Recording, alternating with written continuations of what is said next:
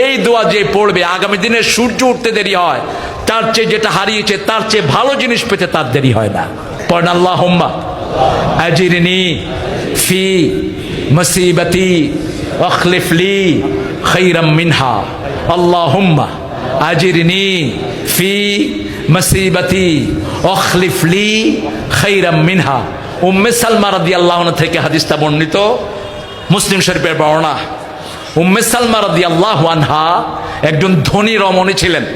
তিনার স্বামী ছিলেন অত্যন্ত বড় একজন সাহাবী রাদিয়াল্লাহু আনহু। তিনি এক জিহাদে শহীদ হয়ে গেলেন।